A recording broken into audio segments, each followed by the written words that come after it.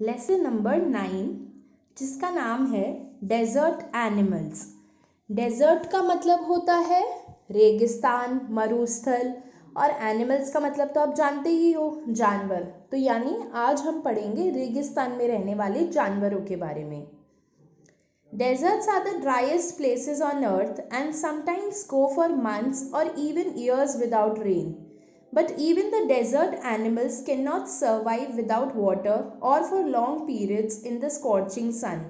So they have had to find different ways of coping with the harsh conditions. For example, gerbils spend the hottest part of the day in cool underground burrows.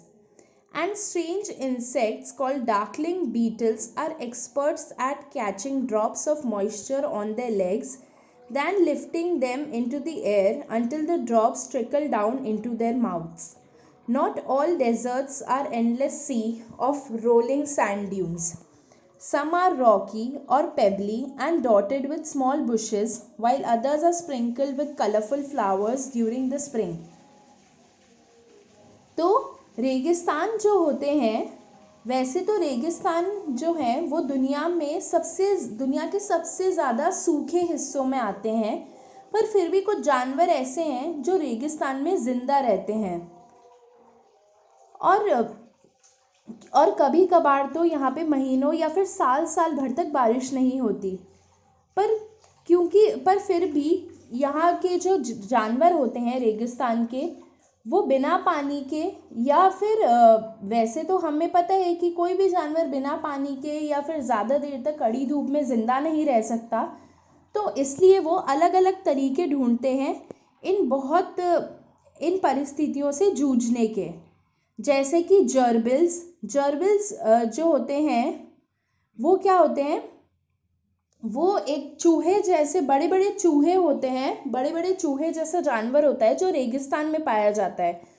तो वो अपने दिन का सबसे गर्म अपने पूरे दिन भर में जो सबसे गर्म अपने दिन भर का सबसे गर्म भाग ज़मीन के अंदर बिल बनाकर बिताते हैं।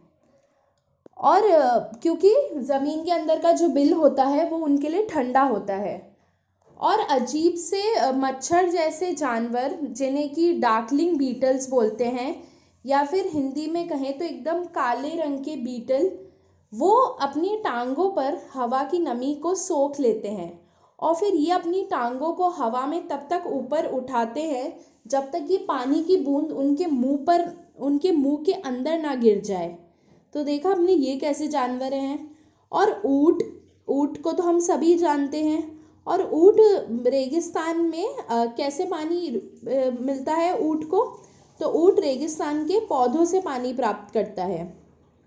और जैसे हम जो सारे रेगिस्तान होते हैं वो ऐसे नहीं है कि ज़रूरी है उनमें मिट्टी के बड़े बड़े टीले हों, रेत के। कुछ रेगिस्तान पथरीले या फिर छोटी छोटी झाड़ियों से भरे हुए भी होते हैं। और कुछ तो ऐसे रेगिस्तान भी होते हैं जिनमें बहुत रंग बिरंगे फूल निकलते हैं वर्षा ऋतु के समय। There are more than 2,300 different kinds of snake around the world, ranging from just 15 centimeters long to more than 11 meters. Most snakes are quite harmless, but there are a few that are so poisonous they can kill a human being with just one bite. तो वैसे तो पूरी दुनिया भर में 2300 से भी ज़्यादा अलग अलग प्रकार के सांप हैं जो 15 सेंटीमीटर की लंबाई से लेकर 11 मीटर तक लंबे हो सकते हैं। वैसे ज़्यादातर जो सांप होते हैं वो हार्मलेस होते हैं। हार्मलेस यानी कि उनसे कोई खतरा नहीं होता है, पर फिर भी ऐसे कुछ हैं सांप जो इतने जहरीले होते हैं कि वो अपने एक डंग से ही किसी भी इंसान को मार सकते हैं। Most snakes lay eggs, but there are many which give birth to their young. In the dry, rocky deserts of America lives a rather evil-looking snake with a very bad reputation. Its frightening rattle can be heard as far as 30 meters away, and it can strike with lightning speed. वैसे तो ज़्यादातर सांप अंडे देते हैं, पर ऐसे भी कुछ सांप हैं जो एक नए सांप को जन्म देते हैं, छोटे सांप को जन्म देते हैं, जो अमेरिका के सूखे और पथरीले रेगिस्तानों में एक ऐसा ही बहुत खतरनाक दिखने वाला सांप है जिसकी जो बहुत ही भयानक है। और ये सांप बिजली की तेजी से आक्रमण करता है। तो और इसकी जो आवाज़ है, इसकी जो खूंखार आवाज़ है, वो 30 मीटर दूर तक सुनाई दे सकती है। But the rattlesnake or rattler, as it is sometimes called, prefers to avoid people if it possibly can. It holds its tail upright and rattles the end whenever it is disturbed, in the hope that the intruder will go away. However, if its warnings are ignored and it feels threatened, it will coil ready to bite. But the rattler itself cannot hear the noise its own tail makes. तो वैसे तो जहाँ तक संभव हो, ये सांप, जिसे कि रैटल स्नेक या फिर रैटलर कहा जाता है, ये कोशिश करता है कि ये इंसानों से बचे, पर खतरा होने पर ये कुंडली मारकर काटने के लिए तैयार हो जाता है। और ये तब तक अपनी पूंछ को ऐसे हिलाता रहता है जब तक ये परेशान होता है, ताकि जो इसके रास्ते में आने वाले हैं वो अपने आप हट जाएं। पर अगर इसकी चेतावनियों पे कोई ध्यान न दे और इसे लगे कि इसे खतरा है, तो ये सीधा कुंडली मारकर काटने के लिए तैयार हो जाता है। पर रैटलर को अपनी खुद की आवाज़ नहीं सुनाई देती, जो आवाज़ उसकी पूंछ करती है। Like most snakes, it hears things through vibrations in the ground. If a person walks nearby, the snake can feel the movement, but if the same person were to shout, it would not hear a thing. Rattlesnakes are very common and widespread animals, living right across the American continent from Canada to Argentina. They feed on a variety of prey, including mice, voles, rats, chipmunks, and many other small animals. बाकी हर सांप की तरह ये सांप भी, अब जो जैसे आपको पता है, सांप जो होते हैं उन्हें सुनाई नहीं देता, और वो सुनते सिर्फ ज़मीन में जो कंपन होता है उसी से वो सुनते हैं। तो अगर कोई इंसान सांप के एकदम पास चले तो सांप उसके आहट से उसे पहचान जाता है, पर अगर वही इंसान उसके सामने चिल्लाए तो उसे कुछ सुनाई नहीं देगा। रैटल स्नेक्स जो होते हैं वो बहुत ही आम जानवर हैं और बहुत दूर दूर तक फैले हुए हैं, और ये कहाँ कहाँ पाए जाते हैं? अमेरिका के हिस्सों में पाए जाते हैं, जैसे कि कनाडा से लेकर अर्जेंटीना तक। और ये चूहों सहित कई प्रकार का भोजन करते हैं। जैसे ये किन किन लोगों का भोजन करते हैं? या तो चूहे, माइस, वोल्स यानी कि ऐसे बहुत छोटे छोटे चूहों की प्रजाति के जानवर जो पौधे खाते हैं। चिपमंक्स यानी होती हैं जो ज़मीन पर रहने वाली गिलहरियाँ होती हैं, और बहुत सारे दूसरे छोटे जानवरों का भोजन करते हैं ये rattle snake. Rattle snake kills their prey with venom. Like all snakes, they swallow the unfortunate animals whole. Few snakes have to eat more than once a week, and some, such as the larger pythons, can survive for a year or more without eating. Rattle snakes अपना जो शिकार होता है उसको जहर से मारते हैं, और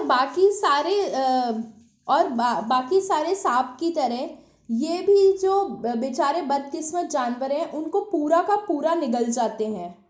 कुछ ऐसे सांप हैं जिन्हें हफ्ते में एक से ज़्यादा बार खाने की ज़रूरत पड़ती है, और कुछ ऐसे जैसे कि जो बहुत बड़े बड़े पाइथन होते हैं, बहुत बड़ा सांप होता है, वो 1 साल से ज़्यादा भी बिना खाए रह सकता है।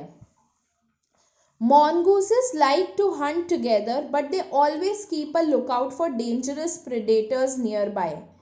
Poking their noses into holes, overturning rocks with their paws, and scratching the ground with their sharp claws, banded mongoose are very amusing animals to watch. A common sight in many parts of Africa. They travel in groups of about 20 to forage for beetles, millipedes and other small creatures. तो अब हम पढ़ेंगे मॉनगूस के बारे में, या फिर हम इसे नेवला भी कह सकते हैं। तो ये जो जानवर होते हैं नेवला, ये शिकार एक समूह में करना पसंद करते हैं, पर ये हमेशा देखते रहते हैं अगर इनके आसपास कोई खतरा तो नहीं है, क्योंकि उन्हें खतरनाक शिकारी जानवरों से सावधान रहना पड़ता है। और ये लोग किनका शिकार करते हैं? और ये अपनी जो नाक है उनको जो होल यानी कि जो गड्ढे होते हैं उनमें वो अपनी नाक घुसाकर और अपने पंजों से पत्थरों को हटाकर और ज़मीन को अपनी नुकीले नाखूनों से खरोच कर ये ऐसे काम करते हैं। तो ये बहुत ही रोचक जानवर है जिन्हें देखने में बहुत मज़ा आता है। और ये अफ्रीका के हिस्सों में देखी जाने वाली बहुत मामूली बात है कि ये 20-20 के समूह में साथ साथ चलते हैं और ये खाना ढूंढते हैं। और इनका खाना क्या क्या होते हैं? बीटल्स, मिलीपीड्स या दूसरे स्मॉल क्रीचर्स, यानी कि जो छोटे छोटे जानवर होते हैं ना, इंसेक्ट्स या मच्छर, ये इनका खाना होते हैं। They like to hunt together, keeping in touch of whenever they go out of sight behind rocks or bushes by twittering and calling. Always on the lookout for danger, hawks, eagles and large snakes, they warn one another with a special alarm call if they spot anything suspicious. तो जैसे हमने पढ़ा, इन्हें एक समूह में शिकार करना पसंद है, तो ये आसपास में रहना पसंद करते हैं एक दूसरे के। जब भी ये कहीं एक दूसरे से दूर जाते हैं, पत्थरों के पीछे या फिर झाड़ियों के पीछे एक साथ रहना पसंद करते हैं। और ये हमेशा ये ढूंढते रहते हैं कि इन्हें किन से खतरा है, उनसे बचते रहते हैं। जैसे कि बाज या बड़े सांप, इनसे ये इनके लिए खतरा होते हैं।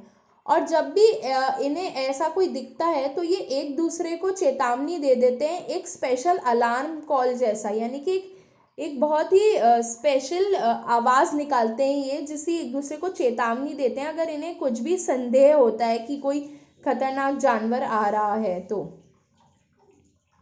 mongoose are famous for being able to kill snakes without getting hurt themselves. Their reactions are so fast that they can dodge each time the snake strikes. They continually make a nuisance of themselves until after a while when the snake gets tired, they quickly dive in for the kill. तो नेवले जो होते हैं ये इनको ना सांप को मारने वालों के नाम से जाना जाता है, और ये इसी वजह से बहुत प्रचलित होते हैं, क्योंकि ये सांप को बिना अपने आप को नुकसान पहुंचाए मार सकते हैं। इनकी जो प्रतिक्रिया होती है वो इतनी तेज़ होती है कि वो सांप के आक्रमण से हर बार बच के निकलते हैं। ये घूम लेते हैं इधर उधर, और ये तब तक सांप से बचते रहते हैं जब तक सांप थक नहीं जाता। और जब अंत में सांप थक जाता है तब नेवला तेज़ी से हमला बोल देता है। All the female mongooses have their kitten at about the same time. They are raised by the whole group in a den made inside an old termite mound or hollow log. While most of the adults are out looking for food, one or two males stay behind to stand guard while the others return for the night. तो जितनी भी मादा नेवली होते हैं तो सभी मादा नेवले एक ही समय में बच्चे को जन्म देती हैं, एक ही समय बच्चे देती है। तो इनका एक मांद में रखकर पूरा समूह उनका पालन करता है, उनकी रक्षा करता है। और जैसे कि और ये लोग कहाँ रहते हैं, और इनको बड़ा भी वही करते हैं, और इनकी जो मांद होती है वो या तो किसी बड़ी से खाली लकड़ी के तने में होती है या कहीं भी हो सकती है। और जैसे ही जब ज़्यादातर बड़े और ज़्यादातर बड़े नेवले अगर बाहर खाना ढूंढने जाते हैं तो उनमें से एक या दो नर जो नेवला होता है वो पीछे रुकता है, ताकि वो मादा नेवले जो बच्चे देने वाली है उनका ध्यान रखने के लिए, जब तक बाकी सब रात तक आ नहीं जाते। Another animal which lives in the desert is the camel. Camel were first domesticated by people many thousands of years ago. In the wild, camels usually live in small groups of up to 30 animals. Camels have long, shaggy winter coats to keep warm and shorter, tidier coats in the summer to keep cool. A thirsty camel can drink as much as 30 gallons of water, that is about 500 full glasses in just 10 minutes. Normally, however, it gets all the moisture it needs from desert plants and can survive up to 10 months without drinking any water at all. तो एक और जानवर जो बहुत ज़्यादा रेगिस्तानों में पाया जाता है वो है ऊँट। तो मनुष्य ने बहुत प्राचीन समय में ही उन्हें पालतू बना लिया था, और जंगलों में जो ऊँट होते हैं वो ज़्यादातर छोटे समूह में रहना पसंद करते हैं, यानी कि सिर्फ 30 जानवरों के समूह में। और जो ऊँट होते हैं इनकी त्वचा पे इनके पास बहुत बड़ी और इनके पास बहुत बड़ी चमड़ी होती है, जिससे कि ये जो कि इन्हें ठंड से बचाती है, और छोटी छोटी साफ चमड़ी जो कि इन्हें सर्दियों के समय ठंडा रखती है। तो एक प्यासा ऊँट जो होता है वो 30 गैलन पानी तक पी सकता है, यानी कि 500 पूरी भरी हुई गिलासें पी सकता है सिर्फ 10 मिनट में। और वैसे आम तौर पर इसे अपनी त्वचा की सारी नमी जो भी चाहिए होती है वो रेगिस्तान के पौधों से मिल जाती है, और ये 10 महीने तक बिना पानी पिए रह सकता है। There are two different kinds of camel. One, known as the dromedary, has only a single hump, and other is called a Bactrian camel and has two humps.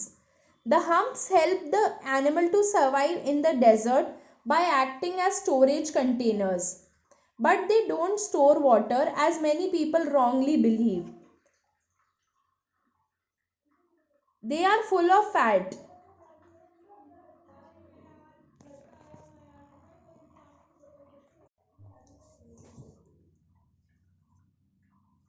This fat nourishes the camels when food is scarce.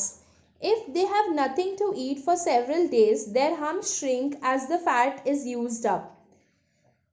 There are many other ways in which camels are adapted to desert life. Their mouths are so tough that even the sharp thorn cannot pierce through. तो दो तरह के ऊँट पाए जाते हैं रेगिस्तानों में। एक का नाम होता है ड्रोमेडरी।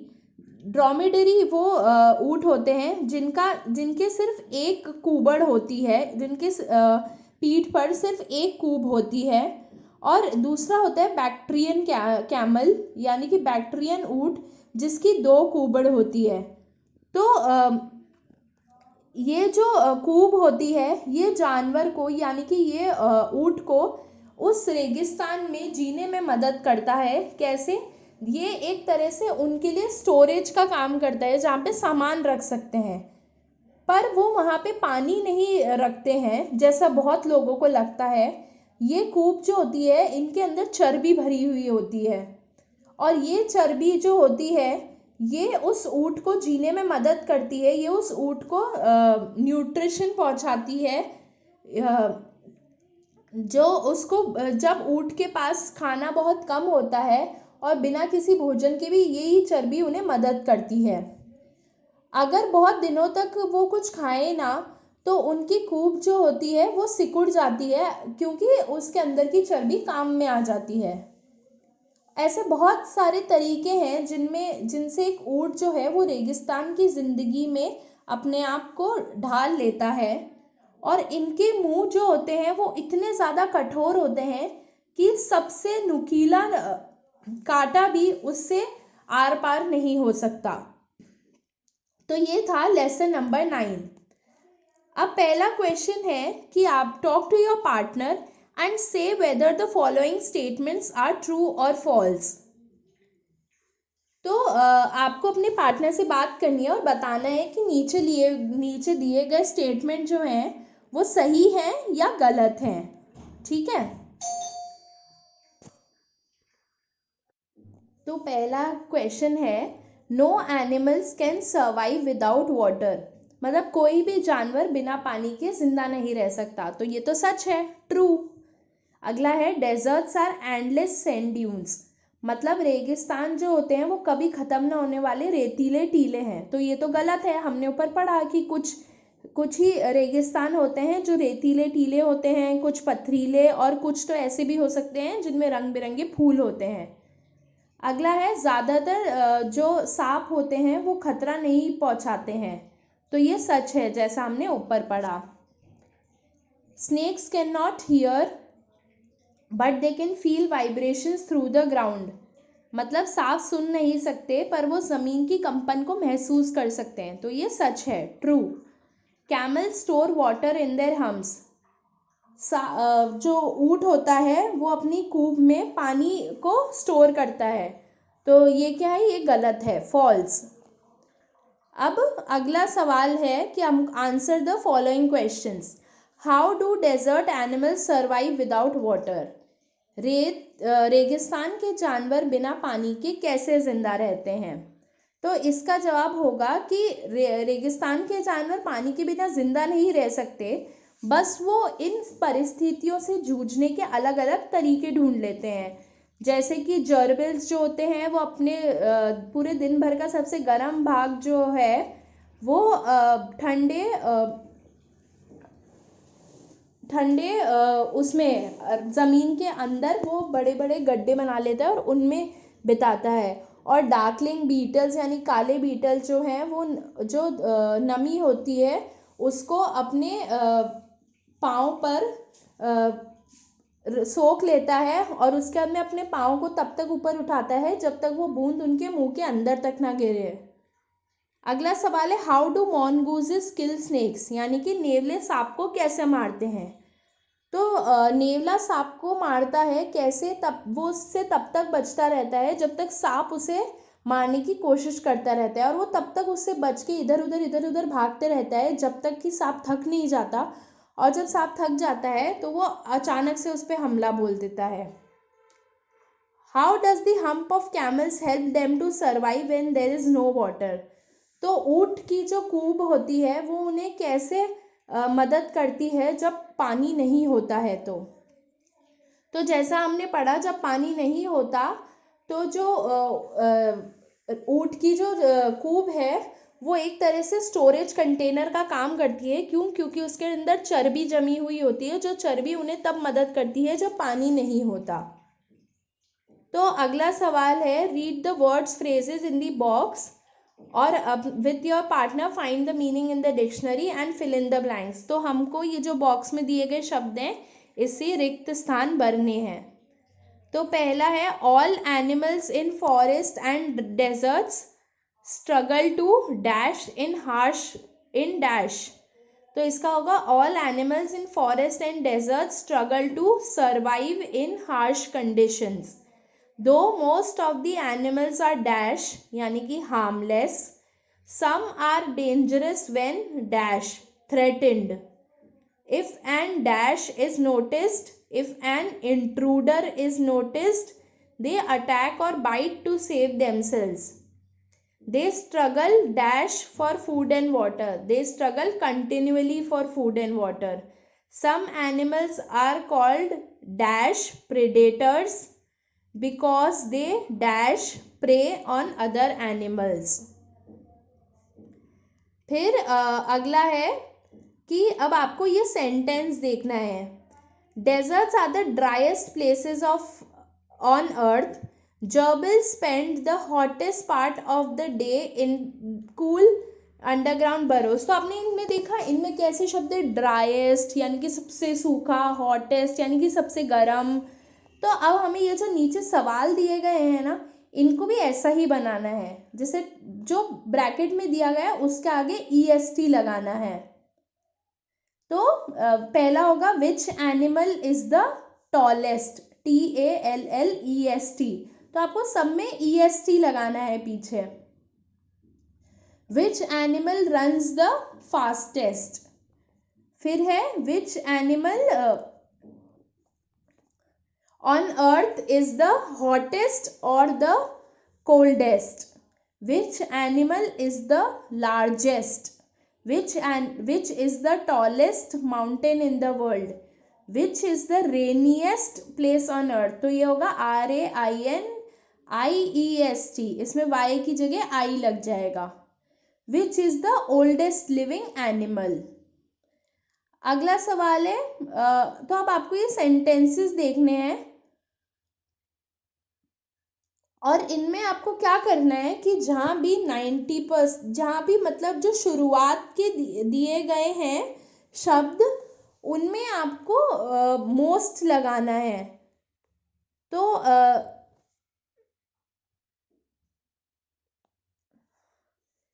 तो जैसे पहला है 90% of people are honest and 10% are dishonest. तो इसका जवाब होगा most people are honest but about 10% are dishonest. दूसरा है lots of fruit have plenty of sugar, some citrus fruits are low in sugar. तो इसका होगा जवाब most fruits have plenty of sugar but some citrus fruits have less sugar. अगला है every soft drink except this one has lots of empty calories. तो इसका होगा most soft drinks have lots of empty calories but this one does not have empty calories. फिर अगला है the majority of films are romances, a few are another topics. तो इसका होगा most films are romances but a few are on other topics. और last है a majority of people agree that he is a good leader, just a few disagree. तो इसका होगा most people agree that he is a good leader but a few disagree. ठीक है, तो अब अगला सवाल है,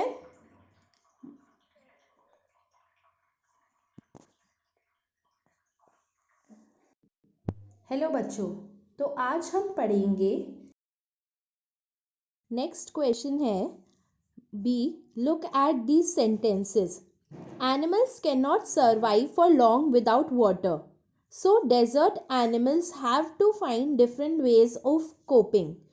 तो आपने इसमें देखा कुछ वर्ड्स ऐसे हैं जो ऐसे टेढ़े लिखे हुए हैं, जैसे कैन नॉट मतलब नहीं कर सकते, हैव मतलब उन्हें करना पड़ता है।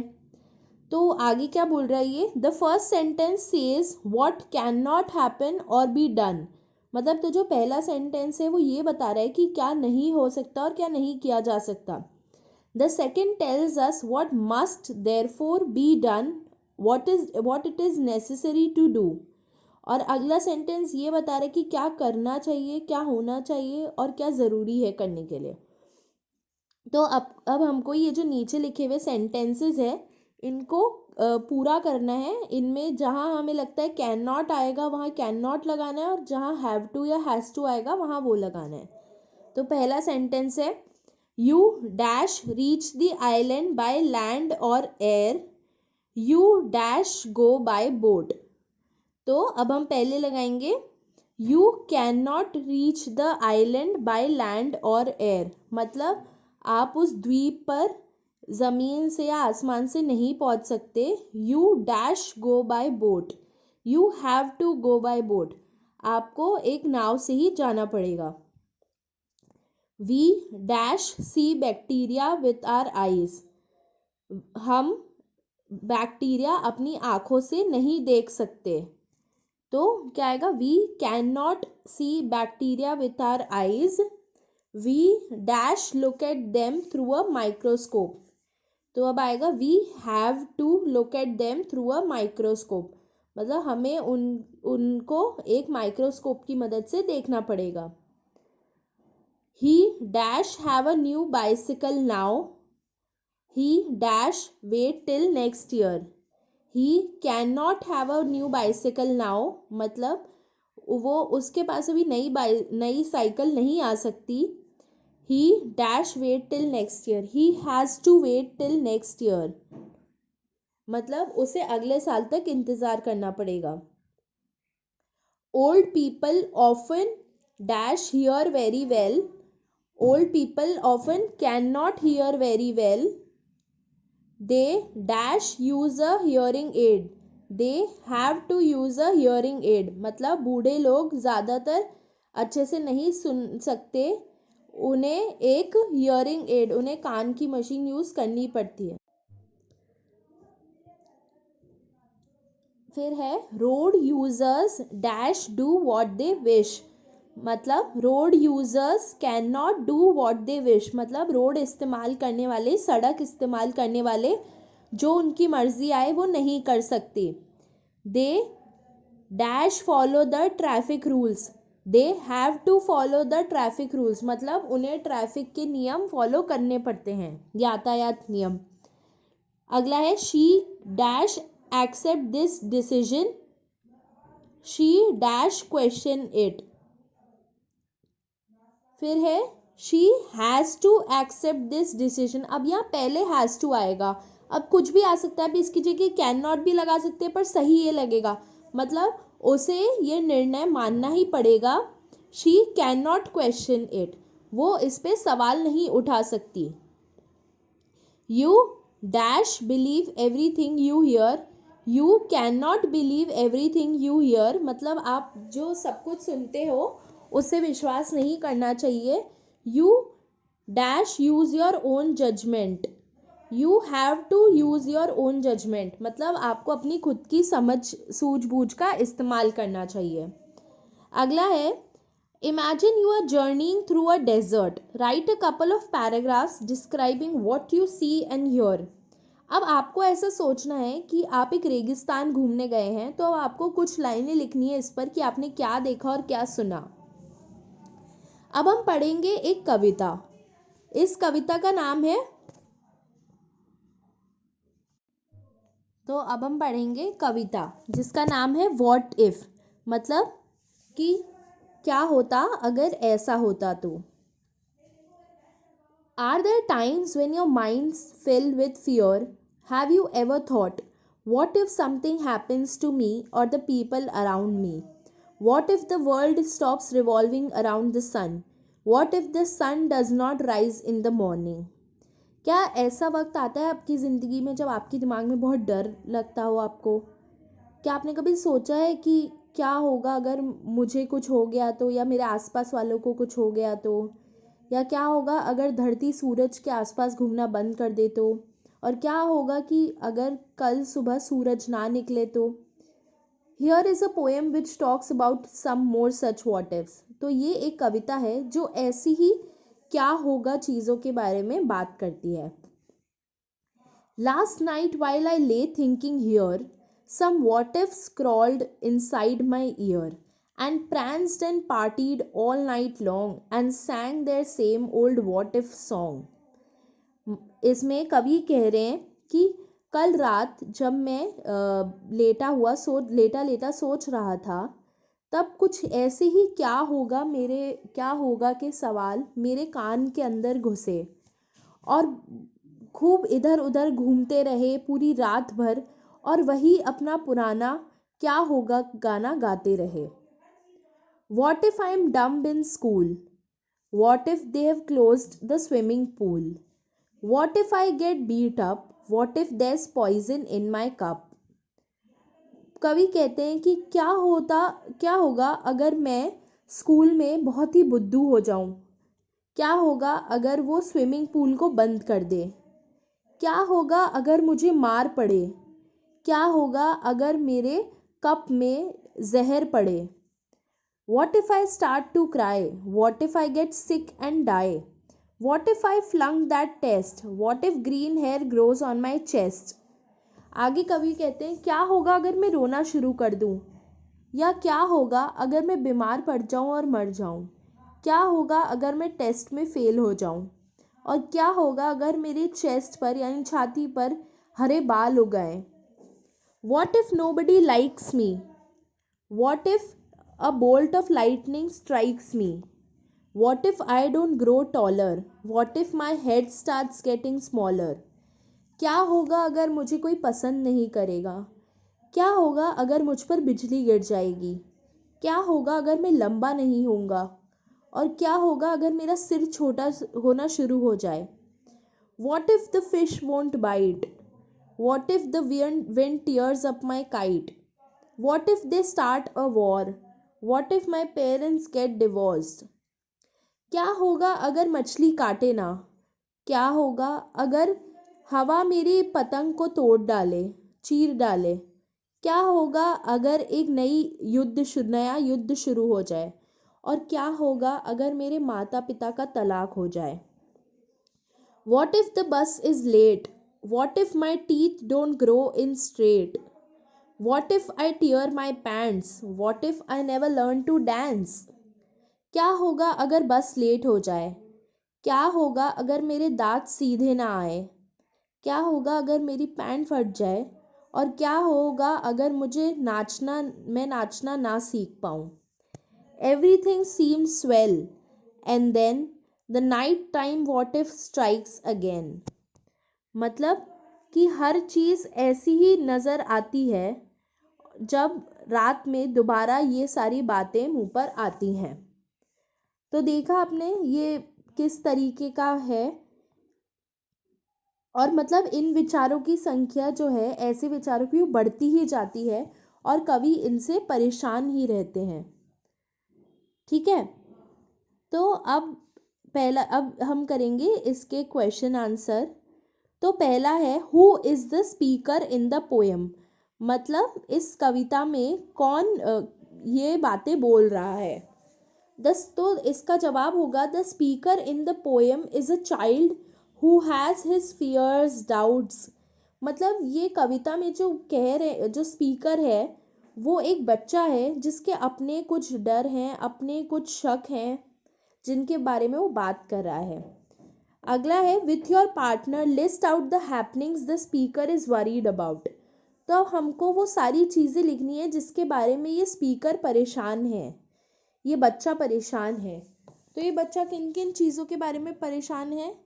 If he was dumb in school, if they had closed the swimming pool, if he got beaten up, if there was poison in his cup, if he started to cry, if he got sick and died, if he flunked that test, if green hair grew on his chest, if nobody liked him, if a bolt of lightning struck him, if he did not grow taller, if his head started getting smaller, if the fish would not bite, if the wind tore up his kite, if they started a war, if his parents got divorced, if the bus was late, if his teeth did not grow straight, if he tore his pants and if he never learned to dance।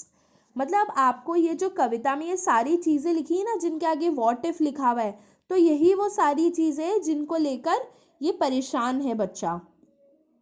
अगला है, why do you think he or she has these worries? Can you think of ways to get rid of such worries? मतलब आपको क्या लगता है कि उससे ये सारी परेशानियां क्यों हैं, या वो इन सब के बारे में क्यों सोच रहा है? और क्या आपको लगता है कि इन परेशानियों से पीछा छुड़ाने का कोई तरीका है? तो बच्चे को ये सारी परेशानियां इसलिए है क्योंकि वो रात का समय है और वो कुछ कर नहीं रहा था, सिर्फ अपने पलंग पे लेटा हुआ था। तो लेटे लेटे सोचते सोचते उसे ऐसे बुरे बुरे ख्याल आने लगे, वरना जब वो अपने दोस्तों के साथ खेल रहा होता है या स्कूल में होता है या अब किसी काम में व्यस्त होता है, तब उसे ऐसे ख्याल नहीं आते।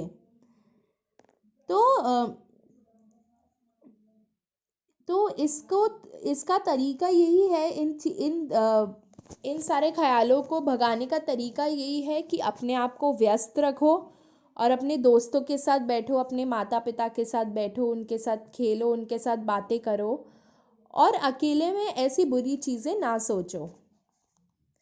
अगला है, Can words crawl into, read the following line. Some what if scrawled inside my ear. Can words crawl into your ear? The poet is trying to make an image of what he or she experiences. Now with your partner, try and list out some more images from the poem.